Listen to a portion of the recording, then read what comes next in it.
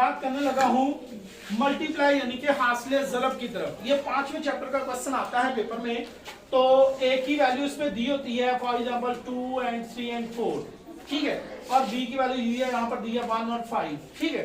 तो आपने इसका मल्टीप्लाई यानी कि ए क्रॉस बी फाइंड करना है, तो आप कैसे करेंगे कि 2 और 1 से यानी कि इसको इस तरह राइट करेंगे, और फिर 2 and 5 राइट करेंगे, फिर 3 और 1 राइट करेंगे, 3 और 5, फिर 4 1 and 4 5। तो ये आपके पास मल्टीप्लाई का आंसर आ जाएगा। कुछ लड़कियां क्या करती हैं, कुछ लड़कियां ऐसे लिख देती हैं 2 1 फिर 2 5 3 1 3 5 4 1 4 7, मतलब यहाँ पर वो ब्रैकेट नहीं लगाती, यहाँ ब्रैकेट नहीं लगाती, जिसकी वजह से उनके नंबर पे फर्क पड़ सकता है, गलत हो सकता है सवाल। तो बेहतर आपका ये है कि आप इसमें पहले दरमियानी ब्रैकेट लगाएं, छोटी ब्रैकेट लगाएं, देन आप उस सवाल को पूरा करें। इस सवाल को वो तीन चीजों की तीन फॉर्म में पूछ सकता है कि एक तो जस्ट क्रॉस मल्टीप्लाई कर दें, फिर वो इस फॉर्म में कहेगा कि आपने बाइनरी रिलेशन निकालने हैं दो, कितने बाइनरी रिलेशन निकालने हैं, बाइनरी रिलेशन कहते हैं सनाई रबत को। तो इसी में से जब अगर हम सनाई रबत निकालें, जैसे कि R1 को नाम दे दिया सनाई रबत का, तो इसके अंदर से कोई भी 3-4 वैल्यू आप निकाल लें, 2 निकाल लें, 3 निकाल लें, 4 निकाल लें, आपकी मर्जी है। तो यहाँ मैं 2 1 निकाल लेता हूँ, यहाँ मैं 3 5 निकाल लेता हूँ, ठीक है। तो ये आपका एक बाइनरी रिलेशन हो गया। और इसी तरह अगर आप R2 लिखते हैं तो वो आप इसमें से वैल्यू निकालते हैं, जैसे कि 3 1 ले लिया, या 4 5 ले लिया, या 4 1 साथ में ले लिया, यानी कि 3 वैल्यू आपने अगर ले ली, तो ये आपके पास दूसरा बाइनरी रिलेशन निकलेगा।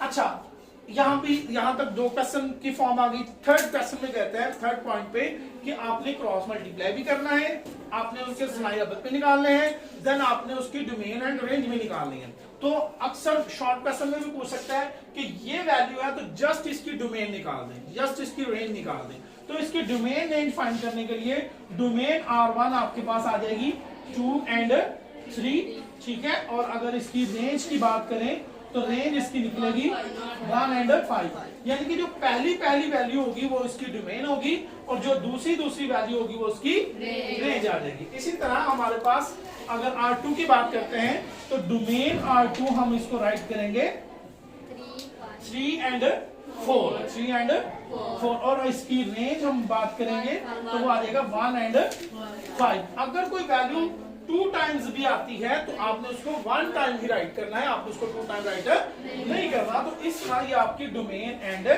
रेंज का टॉपिक भी क्लियर हो जाएगा। डोमेन एंड क्लियर हो गई, बाइनरी रिलेशन होगा, मल्टीप्लाई हो गया। अब हम बात करने लगे हैं थर्ड प्रोपोर्शन की। Third proportion and fourth proportion, mean proportion, continuous proportion, 4 proportion है, इनमें से पक्का 100% क्वेश्चन पेपर में आना है। अब सवाल किस तरह पूछा जाएगा? सबसे पहले थर्ड प्रोपोर्शन है, कहता है 4 और 7। थर्ड, जब थर्ड कहेगा तो उसमें 2 वैल्यू दी होंगी, यानी 3 और एक कम वैल्यू दी होगी, जैसे थर्ड में 2 दी होगी। अब इसका कॉन्सेप्ट क्या होगा? हर क्वेश्चन जहां भी थर्ड प्रोपोर्शन कहेगा वो ये जो दूसरी वैल्यू होगी इसको आपने अगेन राइट करना होगा, ठीक है। तो फिर आप इसको तरफैन का हासिल ज़रब और वस्तैन का हासिल ज़रब, यानी कि 4 मल्टीप्लाई बाय x और 7 मल्टीप्लाई बाय 7, x के साथ जो भी वैल्यू होगी वही यहाँ पर राइट होगी, वही यहाँ पर राइट होगी, और ये कट होगा तो x इज इक्वल टू इसको इससे मल्टीप्लाई, इसको डिवाइड करेंगे तो ये इसका थर्ड प्रोपोर्शन निकल आएगा। अब बात करते हैं हमारे पास फोर्थ प्रोपोर्शन की। अब देखिए फोर्थ प्रोपोर्शन है तो 4 में एक कम करेंगे तो वो क्या आएगा? Third proportion.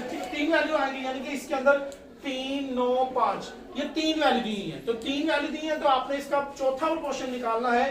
तो आप यहाँ पर 3:9 5 and x, तरफैन वस्तैन, 3 मल्टीप्लाई, यानी कि पहली वैल्यू को आखिरी वैल्यू से हमेशा मल्टीप्लाई करना है। 3 multiply by x is equal to 9 multiply by 5 over 3। अगर यहाँ पर जैसे यहाँ पर 4 था, 4 लगाया, यहाँ 3 है तो 3 लगाया जाएगा, यहाँ भी 3, यहाँ भी 3, तो 3 3 9 3 5 15। तो यहाँ पर इसकी वैल्यू जो है वो 15 निकलाएगी, ये आपके पास 2 आ जाएगी।